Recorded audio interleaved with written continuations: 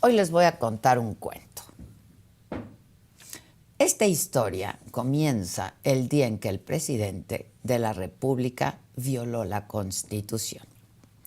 Para no variar, Andrés Manuel López Obrador quería cometer una ilegalidad: transferir la Guardia Nacional a la Secretaría de la Defensa.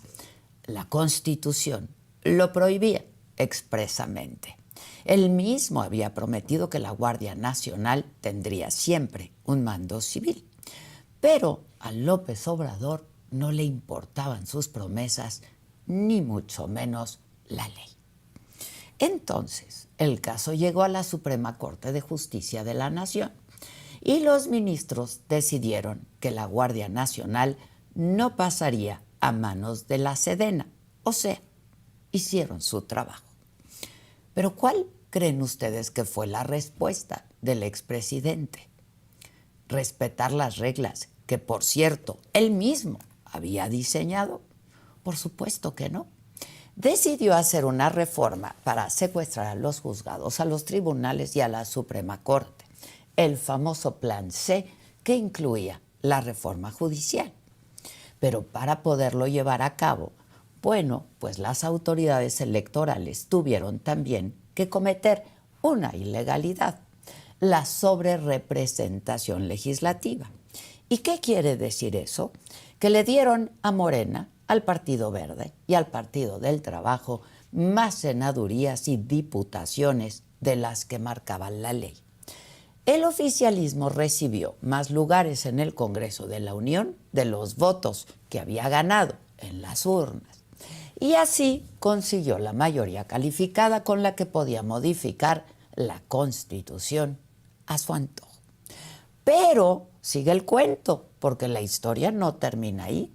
Esta vez fueron algunos senadores los que violaron la Constitución e incluso cometieron crímenes penales. ¿Por qué?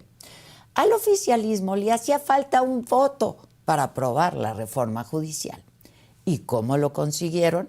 Presionando, extorsionando y al final haciendo un pacto de impunidad con los Miguel Ángel Yunes Márquez y su padre, Yunes Linares.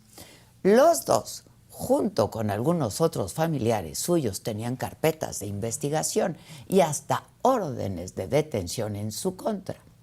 El oficialismo les ofreció inmunidad e impunidad a cambio de que votaran a favor de la reforma judicial. Sigue el cuento, porque esto no solo es corrupción, es un crimen que en cualquier otro país sería investigado y perseguido. Pero vivimos en México. Se trata uno de los salvazos más sucios y descarados que recordemos.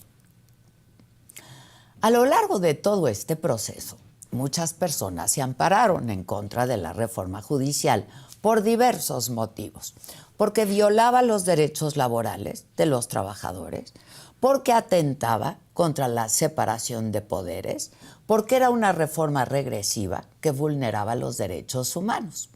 Una vez más, los legisladores oficialistas y el expresidente López Obrador violaron la Constitución porque no respetaron ninguna de las suspensiones derivadas de estos amparos. En otras palabras, ignoraron al Poder Judicial que pretendían mejorar y atentaron contra el Estado de Derecho. Como si todo lo anterior no fuera suficiente, esta historia termina con un fraude electoral. ¿Quiénes fueron los juzgadores elegidos? Los que venían en los acordeones que repartió Morena. Estaba prohibido hacer propaganda partidista, estaba prohibido inducir al voto, estaba prohibido que los candidatos tuvieran una preferencia partidista, porque la justicia tiene que ser imparcial. Pero nada de esto importó. Como la Cuarta Transformación tenía y tiene el poder absoluto, no hubo manera de detener la iniciativa. Bueno, el senador Gerardo Fernández Noroña lo expresó mejor que nadie en un arrebato de soberbia y dijo: ni Dios Padre encarnado puede parar la reforma judicial.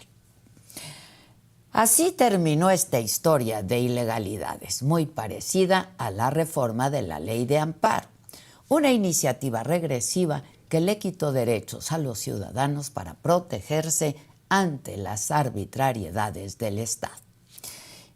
Y miren, se puede estar a favor o en contra de la Cuarta Transformación, eso es otra cosa, pero el desaseo, el cinismo y las consecuencias de la reforma judicial son injustificables. Y cuento todo esto porque ayer nos enteramos que el diputado panista Germán Martínez está haciendo un esfuerzo que se antoja desesperado por corregir esta historia de ilegalidades. Y viajó hasta San José, Costa Rica, para presentar una denuncia ante la Corte Interamericana de Derechos Humanos en contra de la reforma judicial y de la reforma a la Ley de Amparo. Probablemente es el último recurso para sancionar las violaciones a la ley y sobre todo para volver a darle autonomía al Poder Judicial. Se antoja de nuevo una batalla legal larga y ardua que puede perderse. Muchos piensan que se trata de un intento condenado al fracaso, sobre todo porque el gobierno de México de la Cuarta Transformación ya ha ignorado antes resoluciones de la Corte Interamericana, por ejemplo, en materia de prisión preventiva oficiosa. Pero a veces, pese a que la historia que acabo de contarles, vale la pena creer en el sueño guajiro de que México todavía es un país serio de leyes. Colorín colorado, yo soy Adela Micha.